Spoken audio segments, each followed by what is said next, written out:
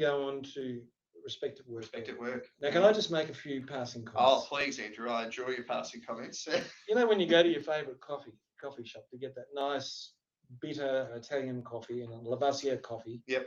and someone serves you Nescafe, you feel underwhelmed, don't you? In the little paper. Yeah. Very underwhelmed. Yeah. Well, that's the Respect at Work bill. The Respect at Work bill is Nescafe when we should have had Lavoisier. Yeah. It was a process where Kate Jenkins was engaged by the Liberal National Government, who were at that stage swarming with allegations of sexual impropriety in Parliament House, some of which are currently being litigated in court. And their reaction to that was to get a report done on respect at work. Yep. These are some of the most benign recommendations, and of the whatever it was, 46 45, 46, something like that. Yeah. For some reason, they only adopted 5, as the Liberal National Party adopted 5, which is a nonsense, because as we go through them, there are only 5 key issues where there is a substantive change, and they're still relatively benign as well. That's right, yeah. So we'll see incremental growth, and we've seen already the push in Victoria to make these types of things much stronger and to provide gender equality in a much more real sense and gender safety in a real sense. Yeah, gender safety being the key. But look, mate, let's just jump down to it. Yeah. First thing is a positive duty. Yeah. I'll say briefly, one of the interesting things, this moves away from the employer concept to a PCBU, which is a real issue when we're working in joint ventures and collaboratively with other businesses about how we manage all parties in that collaborative process. That's right, for contractors and so on. But Matt, what are the elements? Yeah, look, I think it's key, and I'll read straight from it to make sure I get it absolutely right.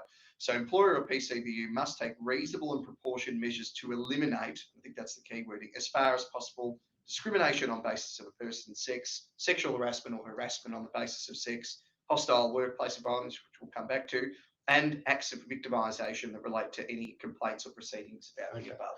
And what that really means is, what you must do now is set up a system which is a defensible system, which has monitoring and reporting within it to demonstrate that you're complying with it. It's not a big risk, as the regulators will say, is a tiger who someone removed all their teeth. But it is a huge risk in very aggressive litigation. If you're unable to do that, you're already breached. You're already in trouble. Yeah, that's right. Yeah, that's exactly right. Like if you haven't taken those steps that we're talking about here, reviewing your policies, having good governance in place, you're already breached the duty. And that's not a good place to start any form of litigation from. The other part is, if we really care about people, we do monitor and report against it to make sure that we're constantly improving our workplace. So that's not asking you to do anything different than you should already be doing. The enforcement powers, I started giggling as I got to the bottom. So there's really none until 12 months after it comes in. And then there's a cat sitting there with a bowl of cream in front of it. Yeah, it's a bit convoluted, isn't it? I mean, it's remember they have no resources. No, that's right. That's right. It's not your fair work inspector from the ombudsman sort of knocking on your door with the notice. You know, it's the AHRC send you a letter basically and tell you, look, we think you've breached the duty, and you get a chance to explain, and then they'll make a decision, and you can appeal that decision, and it's all just. They can actually eventually, after everyone's fallen asleep, and the cat's drunk all the time, right. Yeah, they can send you off to the federal court. And say, well, we want to prosecute this breach. I can see you're all terrified. It just does not have the resources. No. It's a bit of an impractical. Now, Matt, the hostile work environment's a really interesting part of it. Yeah. Tell us what the definition of a hostile work environment is. Yep. So it's the first person engages in workplace conduct that occurs with a first person, second person, or both work. The second person is in the workplace at the same time as or after the conduct occurs, and a reasonable person, having regard to all the circumstances, would have anticipated the possibility of the conduct resulting in a workplace environment being offensive, intimidating, or humiliating to a person of the sex of the second person by reason of their sex or a characteristic that appertains or is generally imputed. So the classic example is a couple of boys making a slightly sexualised joke in the hearing of a woman who's nearby. It's not about her. Okay. No, could be about it, women generally. But she feels hurt by it. She feels intimidated because of the male culture that existed. Now, Matt and I have had a lot of discussion about this, but my view is it is important, and that certainly Matt agrees with me on that. Yeah, we're in agreement on that point. But no one's going to issue any proceeding about that. Yeah. But when they do issue a proceeding and they particularise 20 examples of a hostile work environment, it's too late for you. It's all over. Yeah. Because it is the evidence of culture which courts are most concerned of. Yeah. Because what you're trying to say is, look, we mightn't have got this one right. There's a bit of sexualised behaviour. It's terrible. We don't condone it. We've got policies. But here's the 20 examples of hostile work environment, and the court's just going to go, you're making this up on the run. Yeah, that's right. And sexual harassment rarely occurs in the absence of the context of a hostile workplace environment. So where once, you would have simply just as a plaintiff lawyer led the evidence of these things as evidence of the context in which sexual harassment occurs, this is now itself an actionable cause of action that sits alongside the sexual harassment claim. And look, to Matt's point that it's important, it is important. It's a driver in workplace change.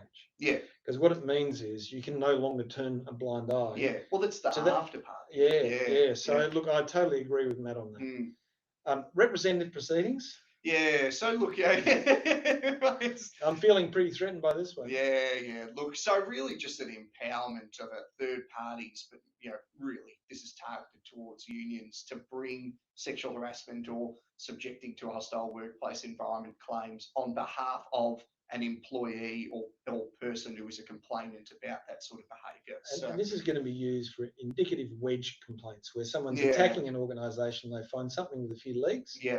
And they decide to industrialise the issue. That's right. So we won't see a lot of it, but it's there, and you've got to understand that it's being used already by the unions industrially around the use of safety as a method into workplaces. Yeah. This becomes another means by which they can enter a workplace to investigate. Yep.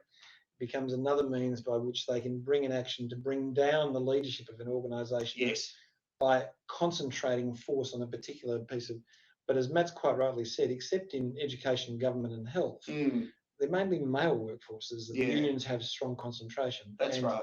What we've seen is out of all of the others, health you think would be the most active space, but in fact you never see that union ever litigating on behalf of women. Yeah. Which is so bizarre. But anyway, this might change it, but we're not super confident it will. Then there's the removal of the cost jurisdiction, which is one I think is either Machiavellian, but I don't think it was that clever. But this is the death of part of a plaintiff practice, because the plaintiffs use the cost jurisdiction to write a letter of demand and include costs in the final outcome, which brought you to the table very fast to settle. That's right. But they'd always throw in the costs of what it would run half of it into it, because they'd say, well, if you don't pay that, we will run it. Yeah.